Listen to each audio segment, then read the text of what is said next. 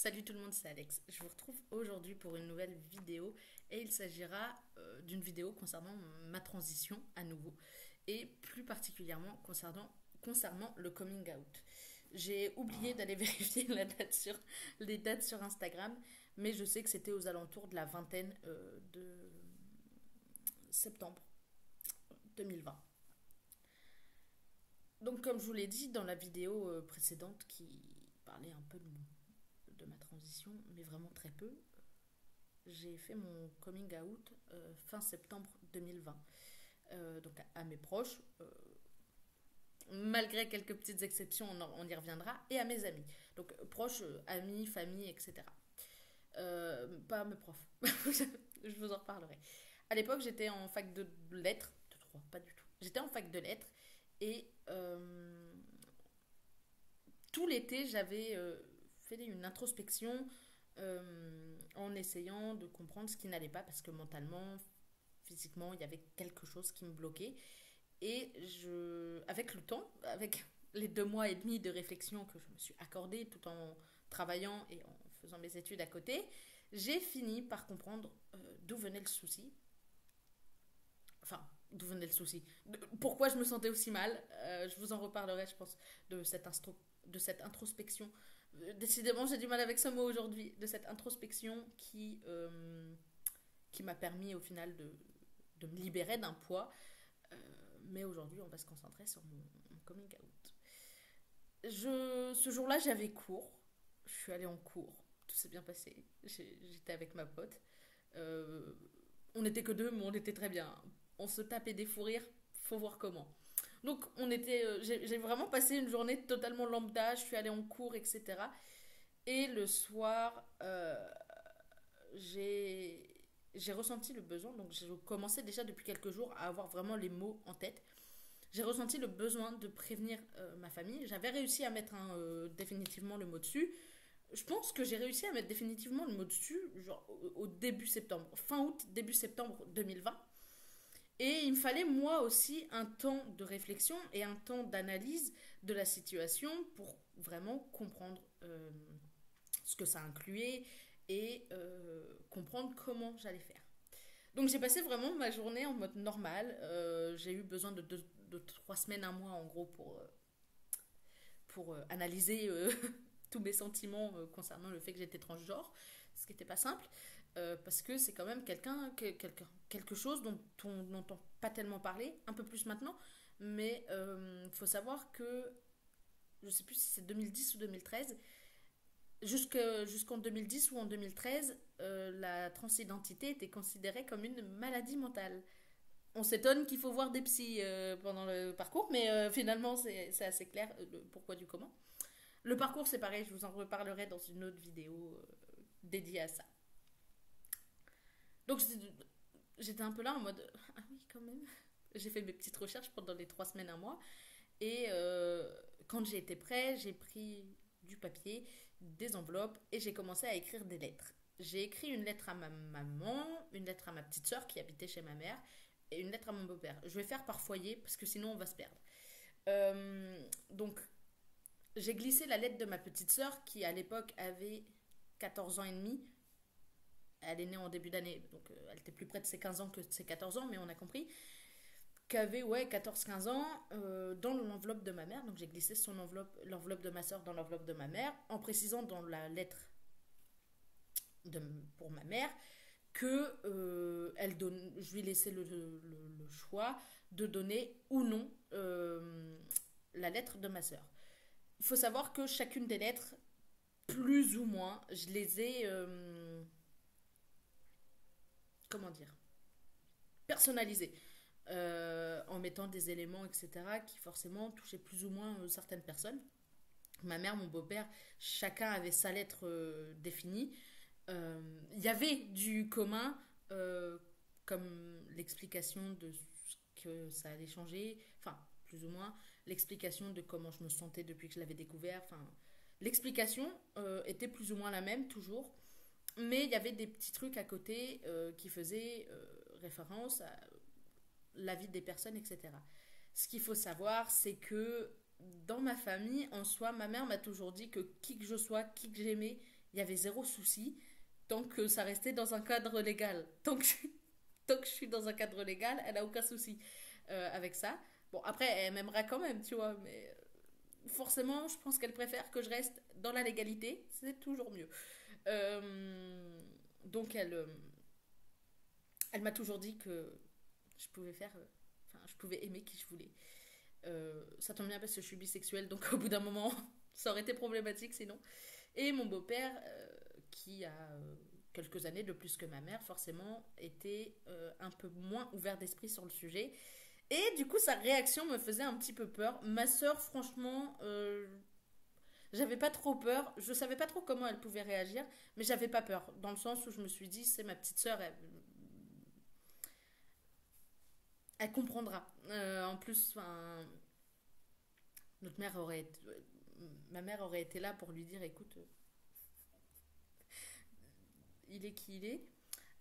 Donc du coup, j'ai laissé le choix à ma mère dans sa lettre, en lui précisant dans sa lettre que c'est elle qui voyait avec mon beau-père si elle voulait ou non que ma petite sœur lise sa lettre.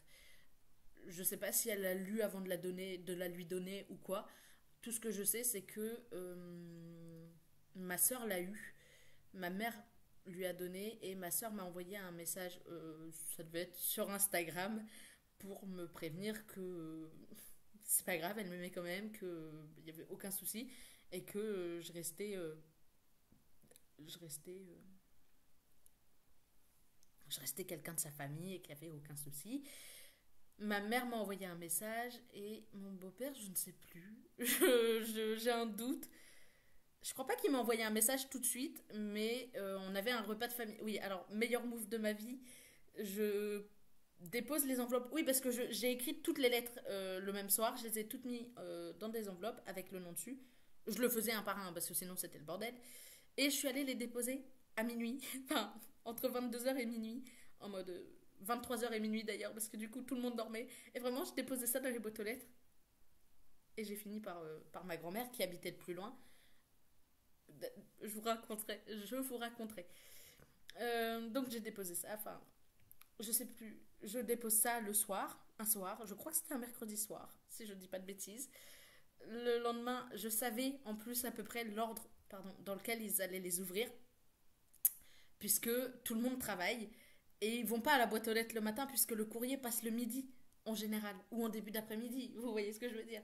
Donc quand ils partent au travail, ils ne vont pas vérifier. J'ai une tante qui travaille de chez elle puisqu'elle est assistante maternelle, donc elle travaille de chez elle, elle est nourrice agréée.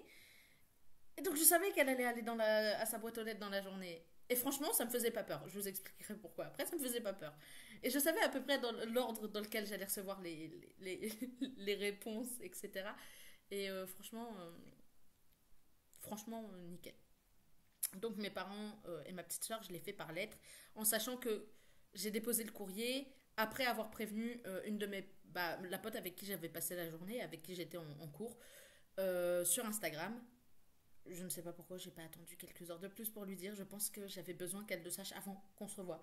Peut-être la peur aussi de sa réaction en face. Et vraiment, elle était là en mode, oui, bah écoute, oui, ok. Et bah écoute, on va s'arranger, c'est pas un souci. Et, euh, et, euh, et franchement, elle a grave bien pris. J'ai prévenu deux, trois de mes potes vraiment sur Instagram ce jour-là. Les voisins qui font des travaux à 19h20, je sais pas si je rigole ou si je pleure. Bref, j'espère que ça va pas trop vous déranger. Mais du coup, voilà, mes potes étaient vraiment là en mode, ok, d'accord, super, on en reparlera quand on sera en face, mais ouais, super, il n'y a pas de souci pour nous. Donc j'avais prévenu, je crois, trois amies. Celle avec qui j'allais en cours, une avec qui j'allais en cours quand j'étais en droit et avec qui j'avais toujours des liens. Il y a longtemps que j'ai pas pris de nouvelles d'ailleurs, il est temps que je le fasse. Et ma meilleure amie du lycée, je me voyais pas ne pas lui dire. Donc je leur avais dit à toutes les trois pour qu'elles soient au courant et qu'elles se posent pas de questions. Enfin, j'avais besoin qu'elles soient au courant parce que c'était mes trois meilleures amies en fait. Et je me voyais mal ne rien leur dire. Donc, elles, je les avais prévenues sur Instagram avant d'aller poster. Avant d'aller poster mes petites enveloppes. Et elles l'ont toutes les trois super bien pris. Genre vraiment des anges. À la fac, j'ai rien dit à personne, ni aux profs, ni à mes camarades, donc à part ma pote qui était toujours là avec moi en cours. Et, euh, et c'était plutôt cool. C'était plutôt cool parce que du coup, elle savait et elle essayait un maximum de me mettre en confiance, ce qui était mais, adorable de sa part. Donc, mes parents, je leur dépose le courrier et oui, du coup, ma mère a donné l'enveloppe à ma sœur qui était là en mode OK. Je me souviens qu'on a eu une conversation vite fait avec ma sœur ensuite.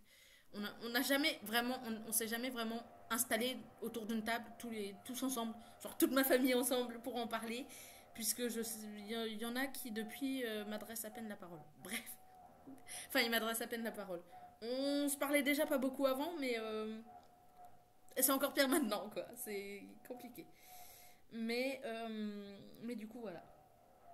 Donc, ma soeur, on a eu une brève discussion. On n'était que tous les deux chez mes parents. On a pu en parler, etc. Et on avait. Ouais, on s'était posé, on en avait parlé et on s'était. Elle m'avait dit, mais je suis pas. Quand tu me l'as annoncé, j'étais pas si surpris que ça. J'étais là en mode, ah bah d'accord. Ah bah super. Donc il y a eu ça. Il y a eu mon frère et ma belle-sœur. Alors, mon frère. Mon frère qui. Comment dire n'était pas. À l'époque, son avis sur le sujet était pas ouf. Donc j'étais un peu là en mode. Ah, allez, on va quand même déposer le courrier. Je sais plus si j'ai fait une par personne ou si j'ai vraiment juste donné à mon frère, enfin, avec les deux. Enfin, une pour les deux. Donc, une pour ma belle-sœur et mon frère. Bref. Je sais que ma belle-sœur m'avait envoyé un message le lendemain en mode il n'y a pas de souci. Genre, si tu veux en parler ou quoi, je suis là. Moi, j'ai aucun souci avec le sujet. J'étais là en mode merci. Sachant que je savais que avec ma belle-sœur, ça se passerait super bien. Et il y a eu mes oncles et tantes, du côté de ma mère. Donc, ma mère a deux sœurs et chacune des deux est en couple. L'une est mariée et l'autre est en couple. Donc, j'ai été déposée aussi chez eux, qui étaient les plus proches au final. Je crois que j'ai commencé par ma tante qui habitait le plus proche et qui est la première à m'avoir envoyé un petit message en mode ok. Donc dans la lettre de mes tantes de mes oncles et tantes, j'ai fait une par couple parce que flemme en fait. Ça m'aurait servi à rien de recopier mot pour mot avec juste tonton à la place de tata ou inversement. Donc j'ai fait une lettre par couple en précisant parce que j'ai des petits cousins et des petites cousines que je laissais le choix à mes parents, à mes parents non, à mes oncles et tantes de décider s'ils voulaient le dire ou non aux enfants.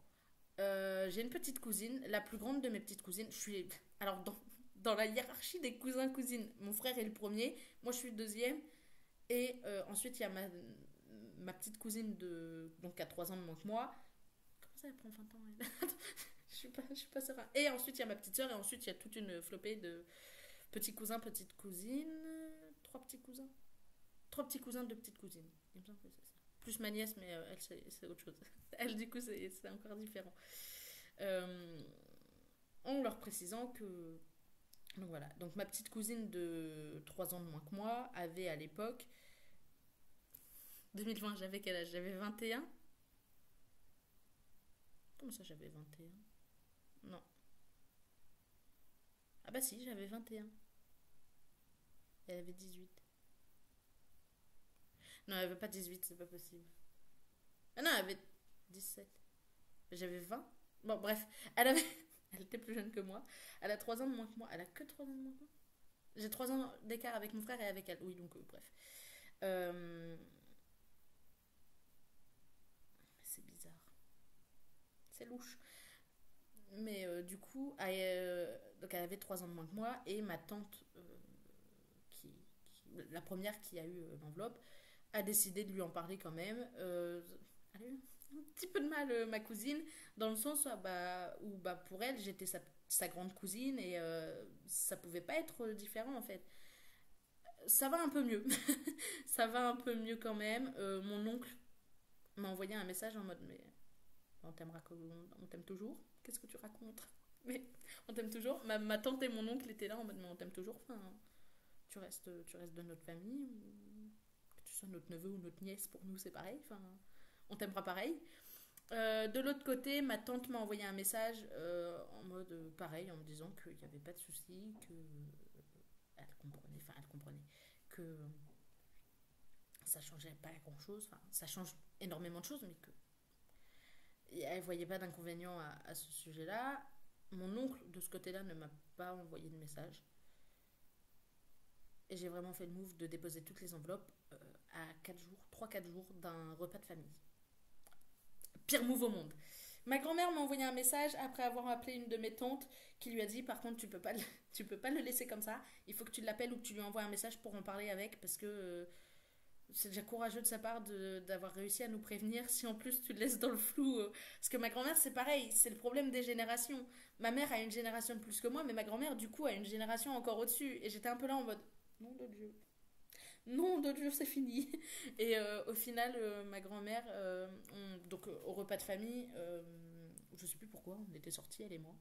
Je crois qu'elle voulait me donner un truc dans sa voiture et elle m'avait dit, elle m'avait posé des questions en mode est-ce que tu es sûre de ce que tu fais.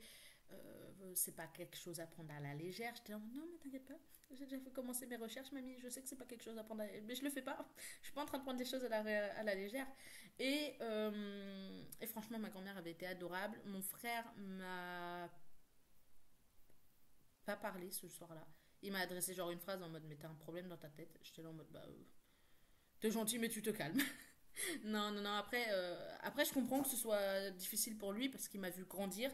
Et je comprends franchement que ce soit difficile pour chacun d'eux parce qu'ils m'ont vu grandir, à part mes cousins, cousines.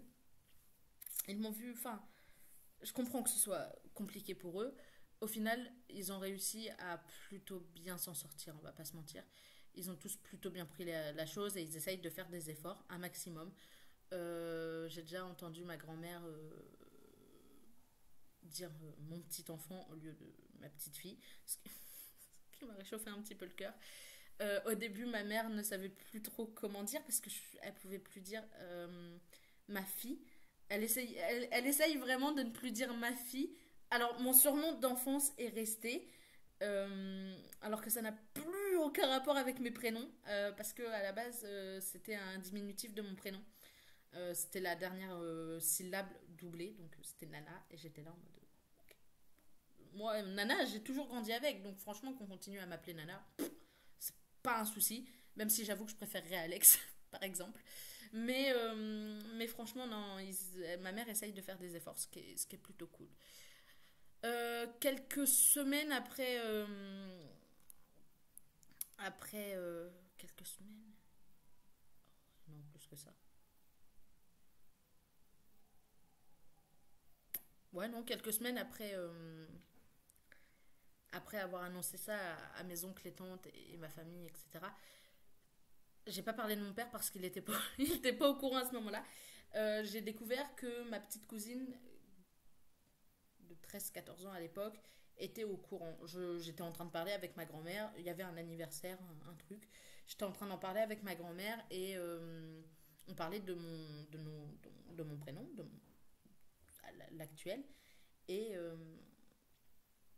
je sais plus, ma grand-mère avait parlé on parlait de mon prénom et ma petite cousine qui était pas très loin et qui avait ouais 13 ans à ce moment-là m'a regardé et m'a dit bah oui mais je sais pas c'est quoi ton nouveau prénom et j'étais là en mode elle sait visiblement et j'ai un petit cousin qui a 2 mois de plus que cette petite cousine là donc c'est ceux qui suivent directement ma soeur dans la hiérarchie étaient au courant aussi.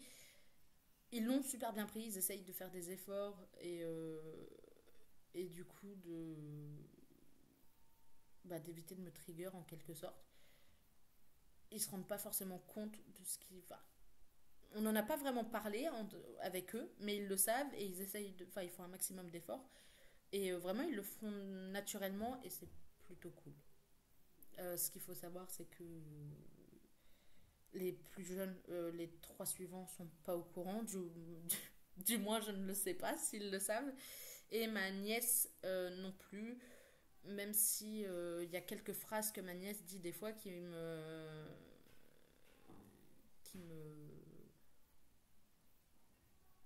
qui me dit que elle comprend dans le fond quand même. Je sais plus exactement. La dernière fois, elle m'a sorti quelque chose et j'étais là en mode ah ah oups. Je sais plus ce qu'elle a sorti exactement, mais ça prouvait elle était plus ou moins au courant. Enfin, elle comprenait plus ou moins qu'il y avait quelque chose qui se passait. Elle n'est pas au courant. Je me doute que mon frère, il lui a pas expliqué, etc. Mais, ni ma belle-sœur d'ailleurs. Mais il y a des phrases qu'elle dit parfois qui prouvent elle voit que quelque chose change. Franchement, donc de ce côté-là, mes amis l'ont super bien pris. Ma famille, ça a été un peu compliqué pour certains. Mais mon frère a commencé à s'y habituer. Enfin, il s'y habituait. L'autre jour, on a parlé enfin, ma belle-sœur. Je crois que je sais plus si c'est ma belle-sœur ou mon frère qui m'en a parlé. Mais à la base, je devais être la marraine de ma nièce, ce qui n'est actuellement plus possible du coup. Donc, il était question que je sois la marraine et je sais plus si c'est ma belle-sœur ou mon frère qui m'a dit, mais du coup, faut qu'on en reparle. C'était par SMS, faut qu'on en reparle, mais du coup, ça va plus être possible. Et j'étais là en mode, ah, non, effectivement. Après, je comprends bien, je veux dire, c'est logique. Mais, euh, mais voilà. Mon frère commence à prendre des petites nouvelles quand on se voit, il me demande comment ça se passe, etc. Ce qui me fait rire, c'est qu'un jour, je vais me pointer, je vais avoir la même voix grave que lui. Et je pense que ça risque de le surprendre si ça fait un moment qu'il m'a pas vu. Mais c'est cool. Je crois que je crois non. Je les vois la semaine prochaine. Donc normalement, je les vois la semaine prochaine. Donc au moment où vous voyez cette vidéo, je les ai vus. C'était hier. Et normalement, je passe le week-end chez mes parents. À confirmer. Faut que je voie avec eux si c'est maintenu et si je peux dormir chez eux puisque je n'ai plus de voiture. Donc à la limite, je rentre en bus. Ça, c'est pas un souci, je rentre en bus. J'y vais en bus, je rentre en bus s'il faut. Mais ça va être compliqué, je sens, de rentrer en bus le samedi soir. Euh, Sauf si je gère bien mon timing et que je ne suis pas lancée dans les trucs familiaux parce qu'il y aura toute la famille. Donc franchement, mon frère a eu un petit peu de mal au début, mais ça va de mieux en mieux, il demande des petites nouvelles, etc. Ce qui n'est pas le cas de toute la famille. Il y a certains membres de la famille qui ne me posent pas de questions à ce sujet, etc. Alors, pour qui, pourquoi, je ne sais pas, et je m'en fiche. Je m'en fiche, j'en ai rien à faire. Étonnamment, c'est mon beau-père une fois. Ma mère m'a appelé Nana, je sais plus pourquoi. On était en famille, elle m'a appelé Nana. Mon beau-père s'en allait vers la voiture et il fait bah c'est plus Alex. Et j'étais là en mode bah si, théoriquement si. Si, en réalité si, mais Nana ça me va aussi. Juste si tu veux m'appeler Alex, appelle-moi Alex, mais mon beau-père commence à m'appeler Alex de temps en temps, mais en mode random, hein, juste comme ça. L'autre fois, on était à table, l'autre jour, on était à table et pour me demander si je voulais, je sais plus ce que c'était, ça devait être ce que je voulais boire, il m'a appelé Alex et j'étais là, en mode petit réchauffement de cœur quand même. J'avoue que je suis soulagée quand il m'appelle Alex. Parce que du coup, ça prouve qu'ils s'habituent tous, enfin, qu'ils s'habituent, en tout cas, mon beau-père s'habitue petit à petit à la situation. Et je trouve ça plutôt cool. J'ai une de mes tantes aussi qui sait jamais comment faire parce qu'il y a souvent les petits quand on est en repas de famille et qui du coup n'a pas envie de me trigger en m'appelant par mon ancien prénom ou par mon ancien surnom, mais ne veut pas non plus genre lâcher un Alex au milieu de la conversation alors que les gamins seront là en mode bah il n'y a pas d'Alex autour de la table, qu'est-ce que tu racontes? Donc je comprends petit à petit les petits comprennent, enfin, savent visiblement. Donc un jour tout le monde saura et la question se posera plus. Mais du coup c'est plutôt mignon de voir qu'ils prennent tous un peu le pli. Mon frère me pose des questions. Je sais pas s'il a pris le pli de ne plus dire ma soeur en parlant de moi. Mais il prend le pli petit à petit. Ma soeur, je sais pas non plus. Ma mère essaye au maximum de ne plus dire ma fille, mais mon enfant. Parce que mon fils, c'est too much pour elle pour l'instant. Donc je suis son enfant. Ma grand-mère dit plus ma petite fille, ou du moins elle essaye de ne plus le dire, ce qui est plutôt adorable. Donc franchement, ils font tous des efforts, plus ou moins, et c'est plutôt cool. Vient ensuite le côté de mon géniteur. Lui, je lui ai dit que bien plus tard. Du côté de mon géniteur, il y a une flopée d'oncles et tantes assez impressionnante. Il a des frères et sœurs et des... Non, il a un frère. Un ou deux frères. Il a un frère, je crois, et des demi-frères et des demi-sœurs, mais trop. Il y en a trop. Il y en a un, deux, trois. Il y en a au moins trois. Quatre, cinq, six. Voilà, six. Trois du côté de son père et trois du côté de sa mère, plus son frère. J'ai prévenu mon père des mois plus tard. J'ai dû le prévenir en mars ou avril 2021. Donc ça faisait déjà 6 mois que j'avais fait mon coming out à mes parents. En lui précisant bien dans le courrier que je lui ai envoyé, ou le message, je crois que c'était sur Messenger, donc c'est un message, que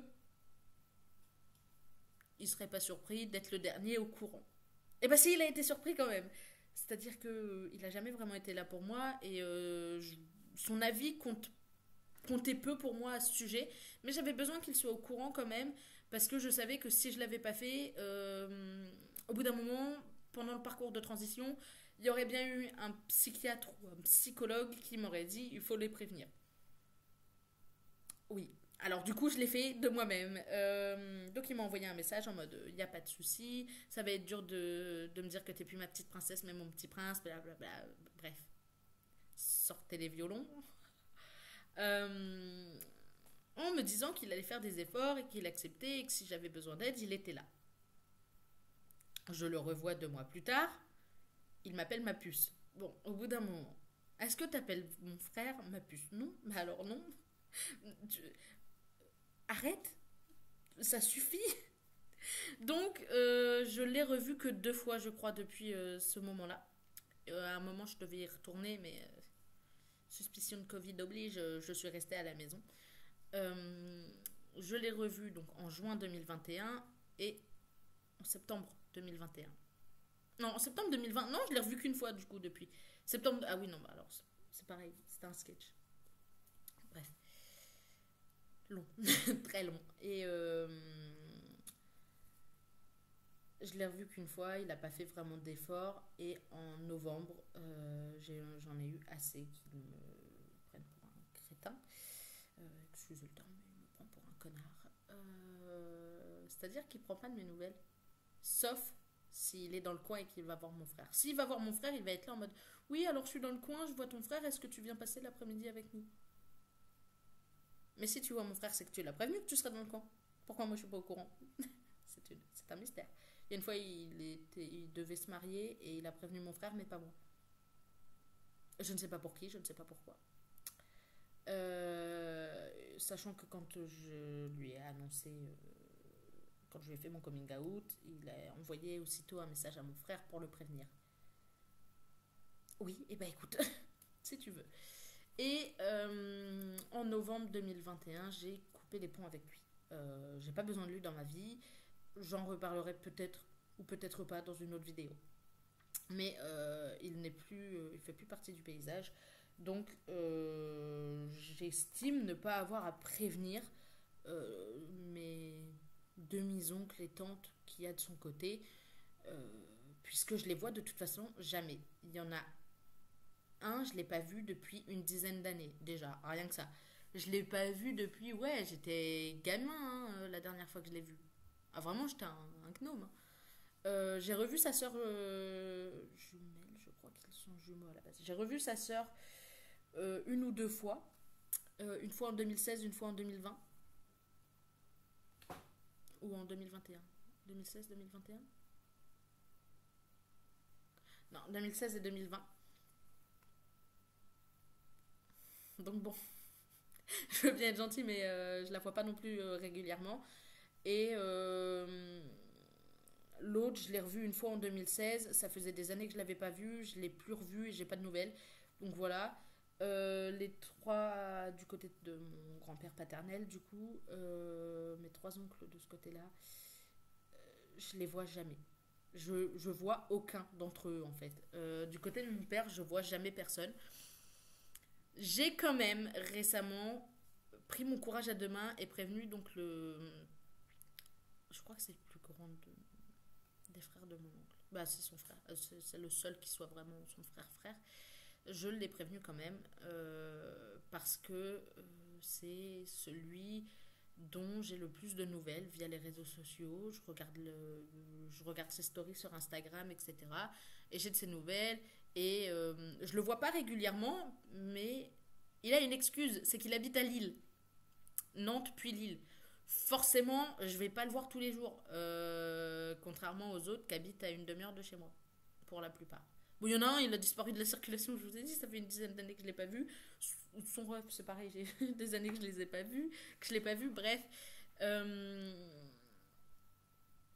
donc j'ai coupé les ponts avec mon père, et la seule personne du côté de mon père qui soit au courant, c'est mon oncle et ma tante, donc sa femme, qui, je leur ai dit régulièrement, récemment sur Instagram, et qui était là en mode, eh ben d'accord, eh ben il n'y a pas de souci pour nous, on essaiera de trouver un autre surnom, etc.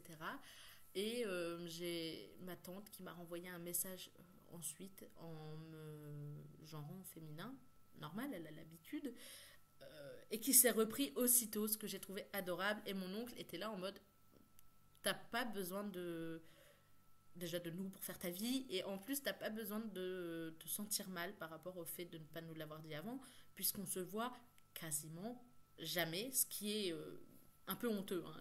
Il l'a pas dit comme ça, mais ce qui est regrettable. Il aimerait bien me voir plus souvent, et j'aimerais bien le voir plus souvent, et c'est pour ça que je pense à aller à Lille une fois que j'aurai une situation un peu plus stable que maintenant, pour les voir et passer du temps avec eux, parce qu'ils sont vraiment trop adorables. Et du coup, c'est les seuls d'ailleurs qui m'envoient chaque année un message de bonne année.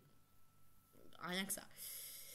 Et du coup, à part eux, du côté de mon géniteur, personne n'est au courant. Bah, mon géniteur et eux deux, il n'y a personne qui soit au courant. Donc, donc voilà, et je pense pas que ça changera. Mes grands-parents paternels sont morts avant mon coming out, donc ils en savent rien du tout. Et mon grand-père maternel, c'est pareil. En revanche, ma grand-mère, on en a déjà vaguement parlé. Enfin, on parle vaguement de mon grand-père de temps en temps avec ma grand-mère. Et elle m'a expliqué qu'il aurait eu le même avis qu'elle, etc., sur le sujet, et qu'il n'y aurait pas eu de soucis. Ce qui m'a quand même soulagée, je vais pas mentir. Donc voilà, mon coming out s'est plutôt bien passé. Tout le monde l'a plutôt bien pris. Étonnamment, genre quand je voyais comment dire, des témoignages, j'étais là en mode, mais je vais perdre tout le monde, ça va être un bordel. Et en fait, dans mon entourage, tout le monde l'a bien pris. Et la plupart essayent de faire des efforts. Donc le côté de ma mère, ils essayent un maximum de faire des efforts. Et le côté de mon père, ben, il y en a que deux qui sont au courant et ils essayent de faire des efforts. Je sais même pas si ma belle-mère a été mise au courant. J'ai mis mon père au courant. J'ose espérer qu'il lui en a parlé, mais je suis pas certain. Mes amis ont tous fait des efforts. Les amis que j'ai rencontrés depuis mon coming out, je leur dis cache, je vais pas leur cacher, je veux dire, sinon ils vont me dire, ils vont me genrer féminin. Et genre, vraiment, ils ont pris aucun d'eux n'a été là en mode, bah tu dégages, alors que vraiment ils auraient pu. À l'époque, j'avais aussi prévenu mon foyer jeune travailleur. Les animatrices ont tout fait pour que ma boîte aux lettres soit changée et que quand j'arrive à l'accueil, parce que ma boîte aux lettres était au niveau de l'accueil, on ne m'appelle plus par mon ancien prénom mais par le nouveau, sachant que je les ai prévenus. Ça faisait déjà quelques mois quand même. C'était en avril, fin mars, début avril 2021. Mon père était à peine au courant que eux étaient déjà au courant aussi. Et j'avoue que ça m'a soulagée, que ça m'a permis de sortir plus souvent de ma chambre parce que du coup je me sentais pas jugée, etc. Et c'était plutôt cool. Toutes les personnes à qui je l'ai dit ont super bien réagi. Il n'y en a aucun qui m'ait insulté ou qui m'ait rejeté. J'ai fait des rencontres depuis. Et vraiment, toutes les rencontres que j'ai fait, ils étaient là en mode ok, il n'y a pas de souci, on te dit il, c'est juste tu nous le dis. J'ai même quelqu'un qui a pris, je sais plus, un pote qui a pris le réflexe en fait de me dire il. Et une fois, on en parlait donc avec d'autres potes et il a dit, mais moi, tu m'as fait l'impression d'un mec quand je t'ai rencontré. Donc, du coup, pour moi, c'était logique que je te dise il et que je t'appelle mon frère, enfin, ou mon pote, tu vois. Donc, y a pas de souci. Et franchement, c'est plutôt cool parce que je me dis qu'au final, je me suis quand même entourée des bons amis quand j'étais à la fac et au lycée. Il y a un de mes amis du lycée, je lui parle plus depuis des années et parfois je pense à lui et je me dis mais comment il aurait réagi et en fait je me rends compte très vite que je m'en fous total. C'est-à-dire que même si je le recroisais dans la rue et que je le reconnaissais et qu'on parlait, euh, je lui dirais et s'il me rejetait, s'il me rejette, genre je serais là en mode ok, bah casse-toi. Je veux dire, ça fait des années qu'on s'est pas vu, je vais pas me fier à son avis, tu vois. Et du coup, ouais, mes potes l'ont bien pris et les personnes que je rencontre l'ont bien pris. Et il y a juste une ou deux personnes, forcément, qui, quand je leur ai dit que j'étais un gars, étaient là en mode bah non, t'es une fille. J'étais en mode alors je sais peut-être mieux mon genre que toi.